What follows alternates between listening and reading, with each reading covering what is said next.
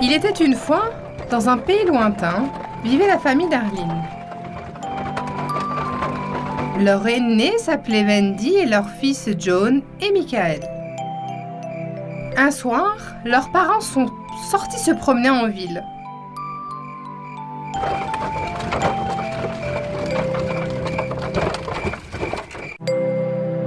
Les enfants, qui étaient seuls à la maison, se sont amusés à jouer ensemble.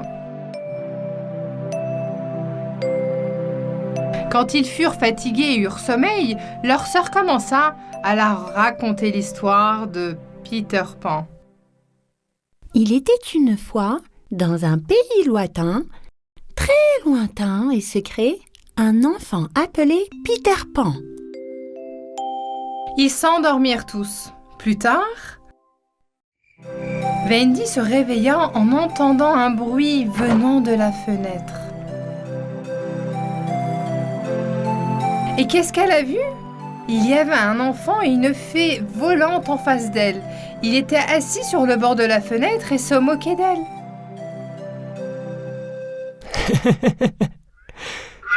Bonsoir, je m'appelle Peter Pan.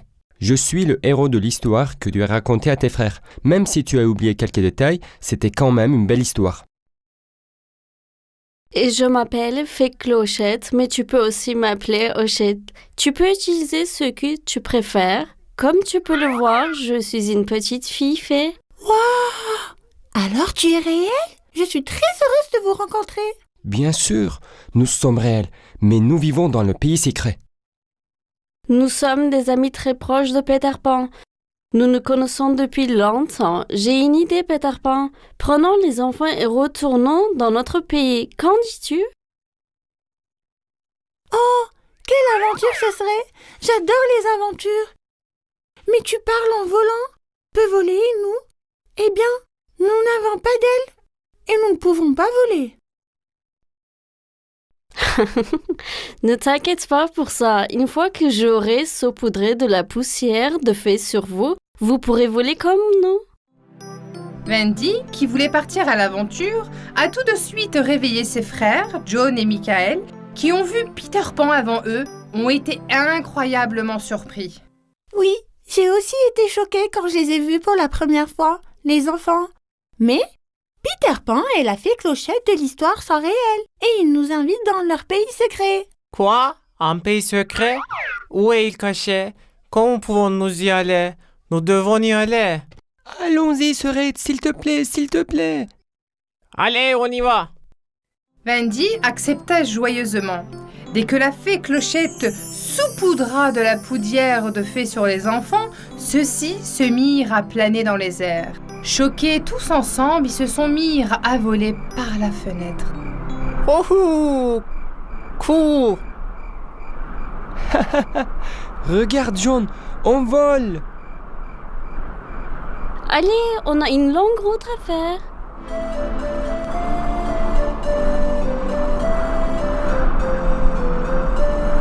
Oh, cool.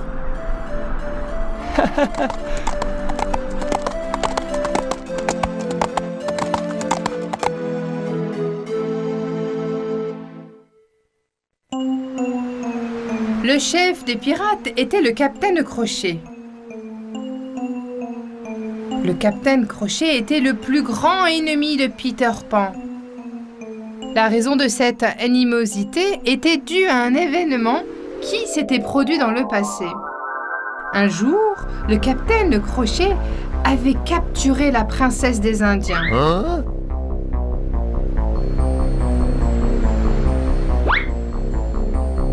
Afin de sauver cette princesse, Peter Pan a combattu le capitaine Crochet.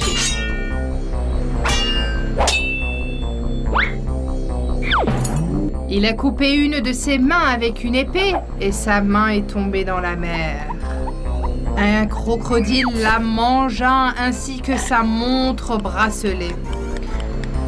Maintenant, le crocodile nageait en faisant un tic-tac, tic-tac, tic-tac. Le crocodile s'est donc appelé Tic-Tac. Pour remplacer sa main manquante, ils l'ont remplacé par un crochet. Et c'est ainsi qu'on l'appela le Capitaine Crochet.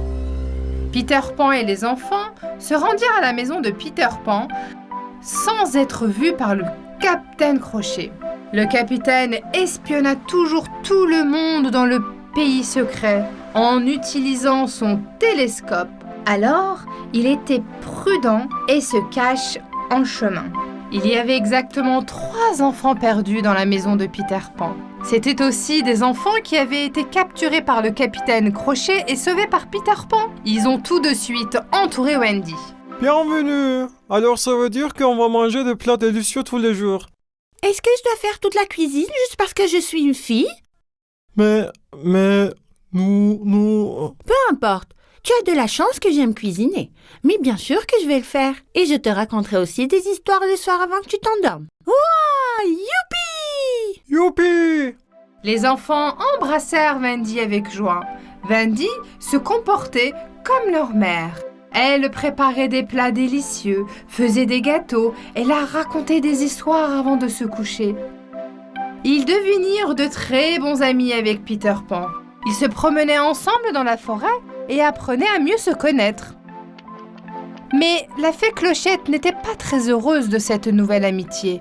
Elle pensait que Peter Pan l'avait oubliée et qu'il la négligeait. Alors, elle commença à en avoir assez de Wendy. Wendy doit rentrer à la maison. Peter Pan est mon ami. C'est moi qui l'ai trouvé dans la forêt perdue et qui l'a amené dans notre pays secret.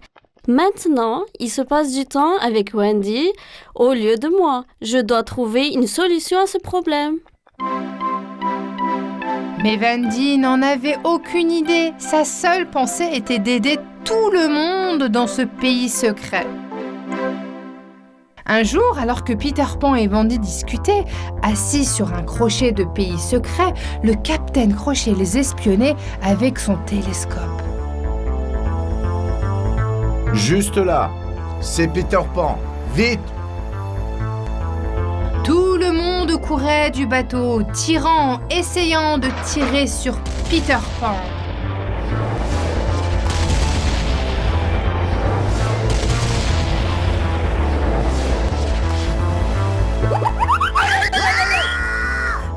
Bande d'idiots!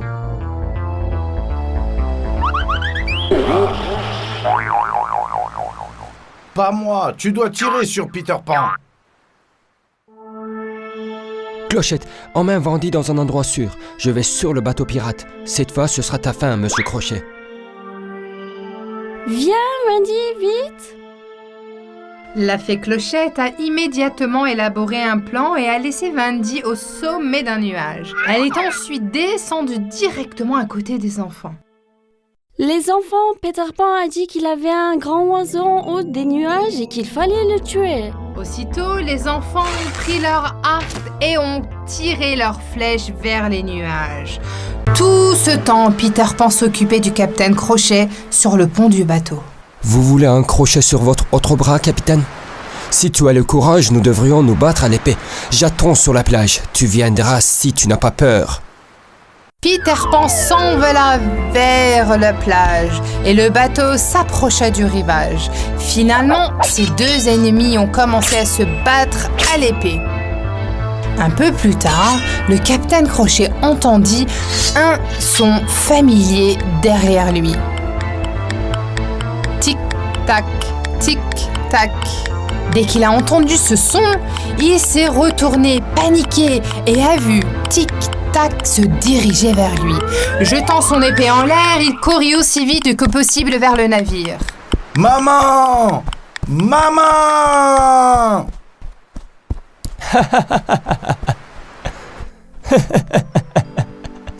Peter Pan rit bruyamment du Capitaine Crochet. Tout à coup, il a pensé à Wendy. Il est allé directement vers Wendy pour voir comment elle allait. Et à ce terrifiante surprise, il trouve Wendy allongée sur le sol avec une flèche dans la poitrine. Peter Pan est très contrarié et aussi complètement terrifié. Il pensait que c'était de sa faute ce qui était arrivé à Wendy. La fée Clochette, les enfants, que s'est-il passé ici? La fée Clochette nous a dit de tirer sur l'oiseau dans les nuages. Elle a dit que tu nous l'avais demandé. On a donc tiré sur les nuages, mais ce n'était pas un oiseau, c'était Wendy. Tous les enfants étaient très tristes et pleuraient. La fée Clochette, tu nous as menti. Peter Pan s'est penché et a retiré la flèche de sa poitrine. Mais il n'y a pas de sang sur cette flèche. La flèche avait touché le bouton de la veste de Wendy et n'avait pas percé sa poitrine. Peter Pan réalisa soudain qu'elle s'était seulement évanouie sous le choc de l'impact et qu'elle était tombée au sol. Wendy, allez, réveille-toi. Wendy, qui avait ouvert les yeux et s'était levée, rendit tout le monde heureux. Tout l'ont serré dans leurs bras avec joie. Ils rentrèrent tous ensemble à la maison. La fée Clochette regardait tout ce qui se passait du haut de l'arbre de fée. Elle avait tellement honte de ce qu'elle avait fait. Elle se rendit à la maison de Peter Pan et s'excusa auprès de tous. Je suis vraiment désolée. Je m'excuse auprès de vous tous et surtout auprès de Wendy. Pourrais-tu me pardonner? J'ai fait ça parce que j'étais jalouse de votre amitié. J'ai tellement honte. Je te dois la vie, Clochette. Personne ne pourra jamais prendre ta place. Nous serons toujours ensemble, mais ce que tu as fait est très mal. Ce soir, je veux que tu ailles à l'arbre au fait et que tu réfléchisses à ce que tu as fait. Wendy a pardonné à la fée Clochette, mais comme Peter Pan lui avait dit de partir, la fée Clochette retourna à l'arbre aux fées. Tout le monde est vraiment fatigué aujourd'hui. Allez les enfants, c'est l'heure de dormir. Mais d'abord, c'est l'heure de l'histoire. Wendy a raconté aux enfants l'histoire de 3 enfants qui ont allé dans un pays secret. Elle leur racontait l'histoire d'eux-mêmes. Ses frères voulaient rentrer à la maison. Leur mère et leur père leur manquaient beaucoup. Wendy a appelé les enfants perdus. Nous allons rentrer à la maison. Voulez-vous aussi venir avec nous? Venir avec vous? Dans votre vraie maison? Hurrah! Je n'arrive pas à croire. Nous allons avoir une vraie maison. Peter, pourquoi ne viens-tu pas avec nous aussi? Tu peux vivre avec nous si tu veux. Pas question. Un jour, vous allez tous grandir et vieillir. Mais moi, je veux rester un enfant pour toujours.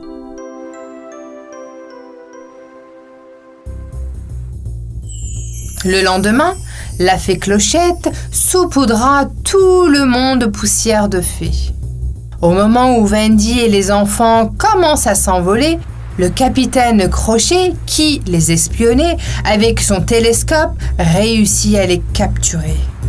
Observant tout ce qui se passe, la fée Clochette se rendit immédiatement chez Peter Pan et lui raconta ce qui s'était passé. Peter Pan, vite! Tout le monde a été capturé, sauve-les! Quoi? Nos amis ont été capturés? Ça suffit, capitaine. Ta fin est arrivée. Cette fois, je vais te faire de la nourriture pour crocodile.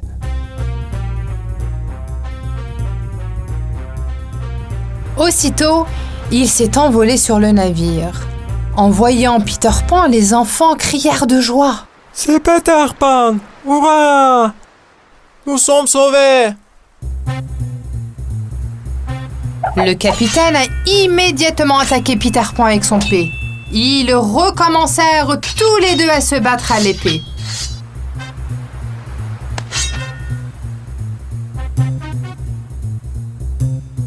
Ils se battent pendant un long moment et soudain Peter Pan entend à nouveau le son tic-toc.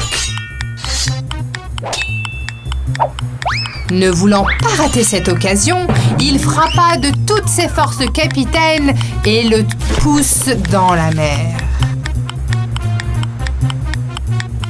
Voyant que le capitaine Crochet était tombé dans la mer, Tic-Toc nagea rapidement vers lui. Tous les hommes de Crochet qui ont réalisé qu'ils avaient perdu ont également sauté dans la mer. Maman! Maman! Capitaine traître, sauve-toi. Tu sais maintenant ce que cela signifie de capturer mes amis. Maintenant, tout le monde au pays secret était libéré des pirates. Maintenant, ils avaient aussi un bateau. Peter Pan est immédiatement détaché et libéré les enfants. Ils ont fêté cette victoire en se promenant dans le bateau. Peter Pan était maintenant capitaine. Oui, Il est temps de rentrer à la maison. Je vais m'assurer que vous rentrez tous chez vous en toute sécurité. Hurrah! Merci beaucoup pour tout, Peter Pan. Je ne t'oublierai jamais. Je ne t'oublierai pas non plus, Wendy. S'il te plaît, comprends-moi. Je ne veux pas vivre là-bas. Peter Pan était en fait très triste de devoir se séparer de Wendy et des enfants. C'était une bonne chose que les fées clochettes soient toujours avec lui. On peut venir te voir, Wendy? Bien sûr, quand tu veux, Clochette. Ils se séparèrent en se serrant dans les bras. Pour la dernière fois, ils s'envolèrent tous vers la maison et leur famille les accueillit avec joie. Wendy, John, Michael, vous nous avez manqué. Où étiez-vous? Qui sont ces 3 enfants? Ce sont les enfants perdus, maman. Nous revenons ensemble du pays secret. Du pays secret? Wendy a raconté à sa famille tout ce qui leur était arrivé. Sa mère et son père sont choqués mais incroyablement heureux d'être à nouveau réunis avec leur enfant. Alors que Wendy regardait par la fenêtre, Peter Pan et la fée Clochette étaient déjà loin. Ils avaient disparu. Wendy faisait toujours signe de la main. Peter Pan, jusqu'à ce que nous te rencontrions à nouveau. Il était une fois, dans un pays lointain, vivait un garçon nommé Aladdin. Son père mourut alors qu'il était très jeune, et celui qui devait maintenant subvenir aux besoins de sa mère. Il aidait les gens au marché et essayait de gagner un peu d'argent pour ramener de la nourriture à la maison, car il était très pauvre. Mais Aladdin avait un bon cœur et tout le monde l'aimait beaucoup. Alors qu'il se rendait au marché, un homme bien habillé et au regard mauvais s'approcha de lui. Bonjour, jeune homme. J'ai une faveur à te demander. J'ai fait tomber ma bague dans une petite crevasse juste devant. Je ne peux pas y entrer. Peux-tu y aller la récupérer pour moi? Ensemble, ils se dirigèrent vers le crevasse que l'homme avait désigné. Le trou était juste assez grand pour qu'Aladin puisse y entrer. Il passait à peine par le trou. À l'intérieur, il y avait une petite lampe à gaz qui l'éclaira la grotte. Elle était pleine d'or, d'argent et de bijoux. L'homme a crié d'en haut. Si tu as trouvé ma bague, tu verras aussi une vieille lampe à côté. Je veux que tu me les apportes toutes les deux. Aladin fut choqué par la vue de la caverne. Il ne doutait bien que l'homme ne voulait pas qu'une vieille lampe et un anneau alors que l'endroit était rempli d'argent et de bijoux. Cela n'a aucun sens, mais... Ok, je sors. Quand il est arrivé en haut du trou, l'homme, au regard mauvais, lui a crié dessus. Dépêche-toi, donne-moi la lampe. Non, je dois d'abord sortir. Si tu ne fais pas ce que je dis, je te laisserai là-dedans. Donne-moi la lampe. Je dis non. Laissez-moi sortir d'abord. L'homme se mit très en colère et emprisonna Aladin là. Aladin ne savait pas quoi faire dans le noir. Alors il prit la lampe et se mit l'anneau à son doigt. À ce moment-là, la fumée verte est sortie et un génie est apparu devant lui. Effrayé, Aladin se coucha aussitôt. N'aie pas peur, Aladin. Je vais te faire une faveur. Je vais t'accorder tout ce que tu veux. Mais tu n'as que 3 souhaits. Ramène-moi à la maison. C'est le premier souhait d'Aladin. Soudain, il se retrouve dans sa chambre. À ce moment-là, sa mère, qui était aussi dans la chambre, lui demande « Oh, quand es-tu rentré? » Aladin raconte à sa mère tout ce qui lui était arrivé. Je n'ai rien eu à manger aujourd'hui à cause de tout ce qui est arrivé. Est-ce qu'on a quelque chose à manger, maman?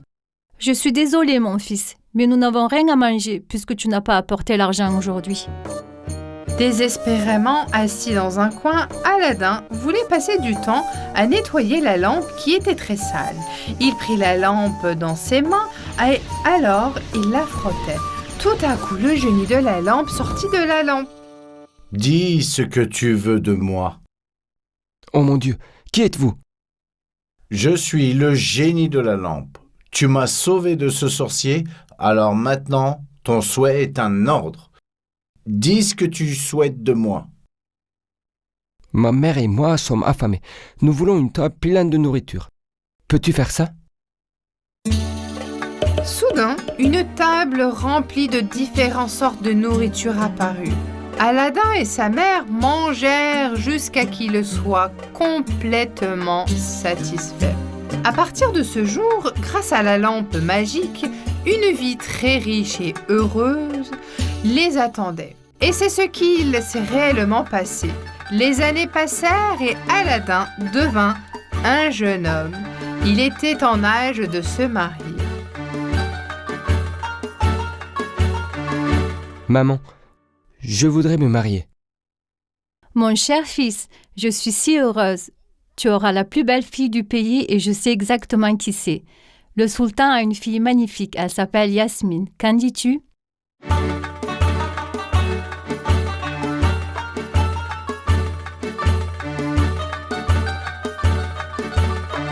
Aladin se présenta aussitôt devant le sultan avec un petit coffre rempli de bijoux et lui fit part de son intention.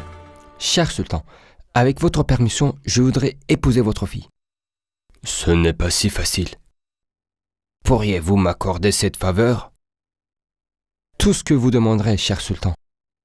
Alors, écoutez-moi bien. Vous allez amener 100 soldats. Ces soldats protégeront mon palais. Mais ils devront tous avoir un cœur en or massif dans la main. Ton souhait est un ordre, cher sultan. Aladin rentra chez lui et s'occupa de tout cela avec l'aide du génie de la lampe.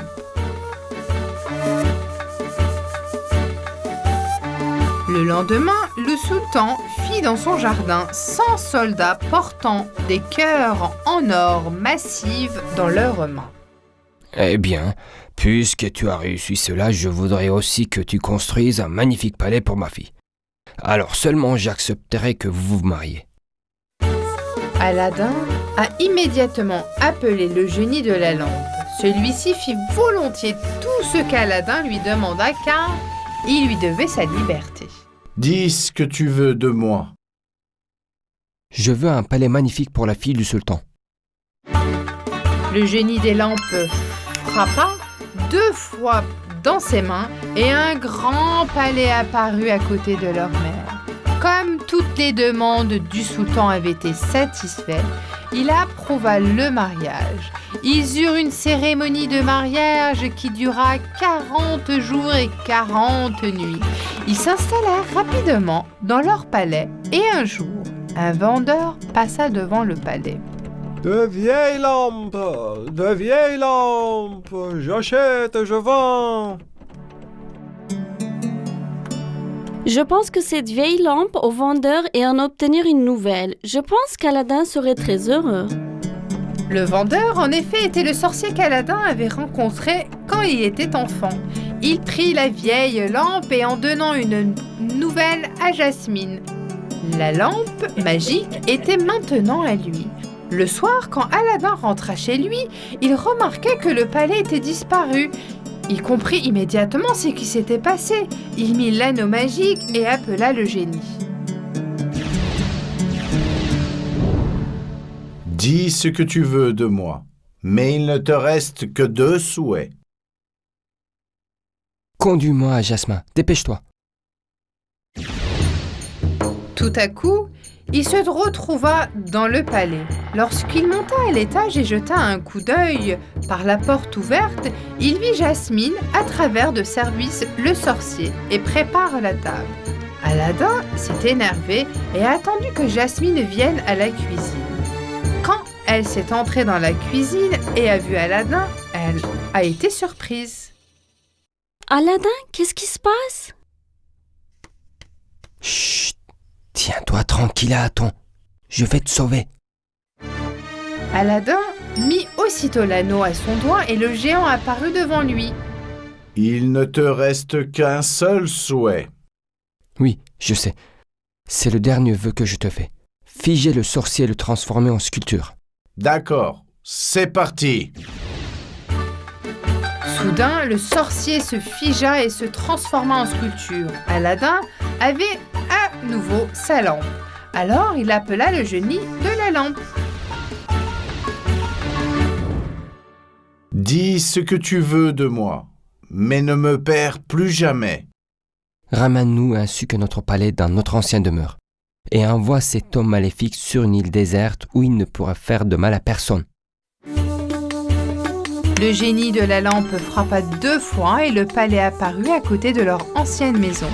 Leur mère était aussi avec eux. Ils ont tous raconté à Jasmine. Après cela, Jasmine, Aladdin et sa mère ont vécu une vie très riche et heureuse ensemble.